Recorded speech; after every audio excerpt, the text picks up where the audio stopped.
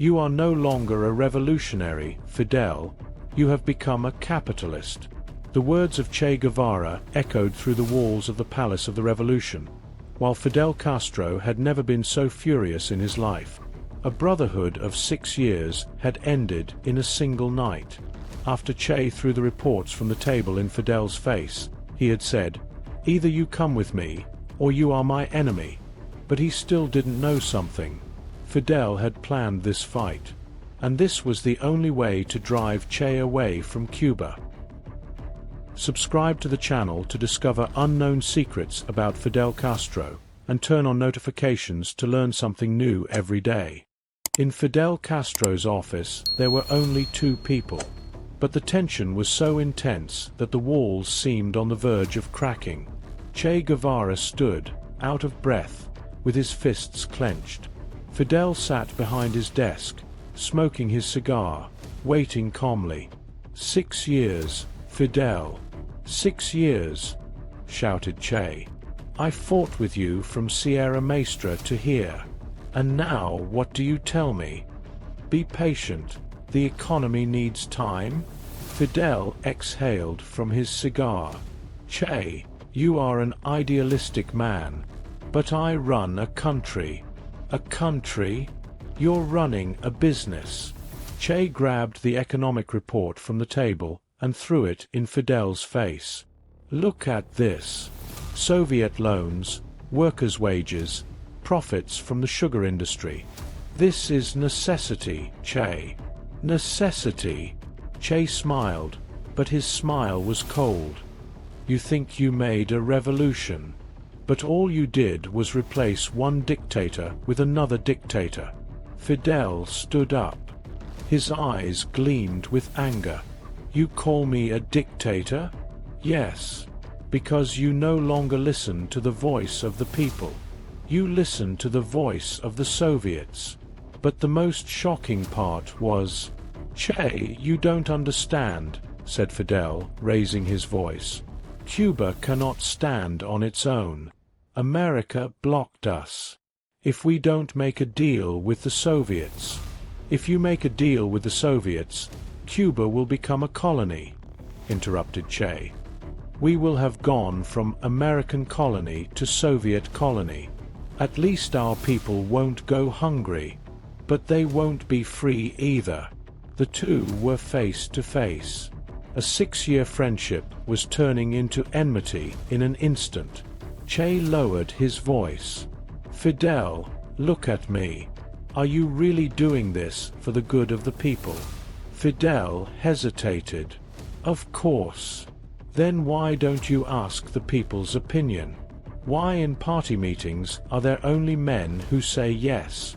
Why are opposing voices silenced? Because this is a period of transition. Democracy will come later. Later." Che laughed bitterly. "Hitler said that too. Stalin also. All dictators say, later." Just at this point everything changed. Fidel returned to his desk, pulled a file from the drawer. "Che, I'm going to show you something." "What?" "The real agreements with the Soviets." Fidel opened the file. "Don't make decisions without seeing this." Che looked at the file. Inside were military agreements, economic support, technology transfers. But there was something more. "What is this?" Che's face paled. "The Soviet plan for Cuba. For 20 years. Che read. "Cuba will be converted into the Caribbean base of the Soviet Union. The local government will be preserved, but all strategic decisions will be made from Moscow." "This." Che put the paper on the table. "This is a colonization plan." "Yes. And the day I reject it, Cuba will cease to exist." Fidel stood up.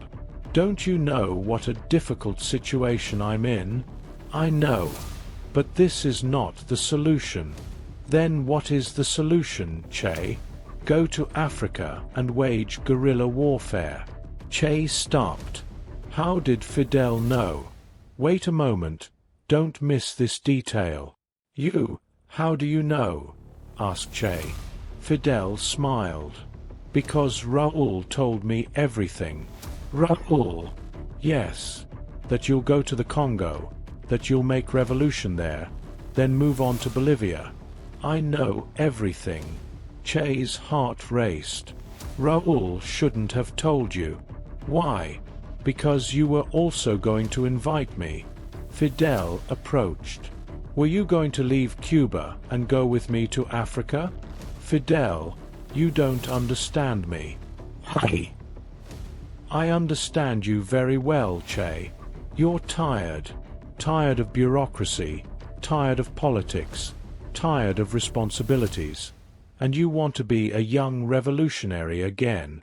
That's not true. No. Fidel opened another file on the table. This is your Bolivia report.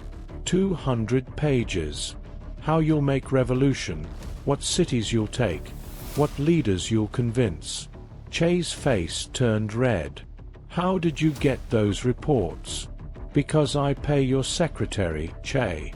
For 6 months. Che was in shock. You? Are you spying on me? Yes. Because you are no longer trustworthy. You still haven't seen the biggest surprise. Just then the door opened. Raul Castro entered. Brother, did you hear everything? Asked Raul. Yes, said Fidel. The plan is working. Che looked at both of them. What plan? Raul smiled. Che, do you really think you planned all of this? What do you mean? Who gave you the Congo plan? I thought of it. No. We gave it to you. Fidel sat at his desk. 6 months ago, Raul showed you the Congo reports. Using your idealism. Che's world was crumbling. You manipulated me? Yes. Because if you continue staying in Cuba, the people will rise up. What do you mean? Raul explained. The people love you very much, Che. More than Fidel. And that's dangerous. I'm not Fidel's rival. But the people see it that way, said Fidel. In last week's survey, to the question, who is the true leader of Cuba? 60% said, Che Guevara. Che collapsed. So you're driving me away from the country? Yes. For your own good. You won't believe this, but Che stood up. In his eyes there was no longer just sadness, but also anger. For 6 years I thought you were my friend, said Che. But I was just your tool. Che, you don't understand. I understand. I understand very well. Che slammed the table. You used me. For the revolution, for the war, for propaganda. Che, calm down. Calm down. You lied to me for 6 years. You called me brother. But you sold me. Fidel stood up. You were also ready to sell me. You were going to go to Africa and leave me here alone. Because you changed. You're no longer that Fidel from Sierra Maestra. I became realistic. You became a capitalist, shouted Che. Look around you. Luxury car, big office, army of bodyguards. You became a dictator. The two were face to face. A 6-year friendship had completely ended. Che pulled a letter from his pocket. This is my resignation letter. Tomorrow I'll announce it to the people. Che, don't do it. I will. And the people will know the truth. Fidel's face hardened. If you publish that letter, I'll kill you. What you're seeing now is nothing. Che smiled. But it was a painful smile. Do you want to kill me? Then kill me. But then you'll show the true Fidel Castro. Che, I'm not threatening you. I'm warning you. Warning me about who? Yourself. About the Soviets. Fidel's voice became serious. They don't want you to be the leader of the people, and they will do anything to stop you. And where are you in all this? Fidel remained silent for a long time. Then he spoke. I'm protecting Cuba, Che. You, me, even our friendship, everything is less important than Cuba. So you're sacrificing me? I'm saving you. Go to Africa. Make your revolution there. But don't come back to Cuba. Che left his letter on the table. There is a copy of this letter, Fidel. If something happens to me, it will be published to the world. What does that letter say? The truth. How you made deals with the Soviets, how you deceived the people, how you used me. Fidel's blood ran cold. Che, if that letter is published, we'll both be finished. I'm already finished, said Che. But you don't realize it yet. When they thought everything had ended, Che walked toward the door. Fidel shouted behind him. Che, I ask you one last time. Abandon the Congo plan. Stay here. Che turned around. Fidel, you ask for the last time. I also answer for the last time. No. That's fine. But remember, the responsibility for this decision is yours. What do you mean? Fidel took a photograph from his desk, showed it to Che. Aleida and your children. Che's heart stopped. You. Are you threatening them? No. I'm protecting them. But if you go to Africa, I won't be able to protect them. You. Are you blackmailing me with my family? I'm telling you the truth, Che. The Soviets don't want you, and they will use your family to stop you. Che collapsed. Now he understood completely. Fidel was not only driving him away from the country, but also from his family. You're a devil, whispered Che. I'm a leader, said Fidel. And being a leader sometimes means being a devil. 6 months later, Che Guevara wrote his final letter to Fidel from Africa. Fidel, you were right. Being a leader sometimes means being a devil. But don't forget that being a revolutionary sometimes means being an angel. I chose to be an angel.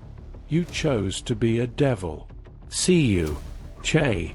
The day this letter arrived in Havana, Fidel cried, because he had lost his closest friend.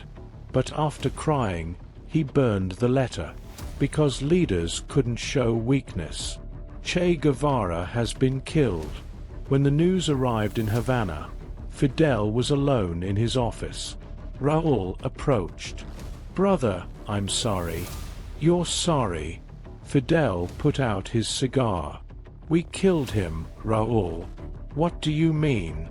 By sending him to Africa, then sending him to Bolivia. We sent him to his death. You were trying to save him. No. I was trying to silence him. Fidel stood up. And I succeeded. Raúl was surprised. Fidel, you. What am I, Raúl? A devil? Yes, I am. But Cuba still stands. And that's the only thing that matters. When Fidel Castro died, they found a small photograph in the inside pocket of his jacket. A photograph taken with Che Guevara in Sierra Maestra.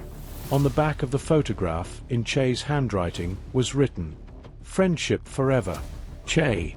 Fidel had carried this photograph with him for 50 years. But no one knew, because leaders couldn't show their remorse. In Cuba today, images of Che Guevara still look down from the walls. The people remember him, love him, honor him. Fidel Castro is also remembered, but differently. Che is remembered as a hero, Fidel as a leader. But both knew, being a hero is easy, being a leader is hard, because heroes don't have to make difficult decisions. Leaders make the most difficult decisions. even sacrificing their closest friends. In 1965, two friends fought in Cuba. One chose his idealism, the other his pragmatism. One left his country, the other stayed. One died, the other lived 50 years. But both lost, because they had lost their friendship. And friendship, sometimes, is worth more than a country.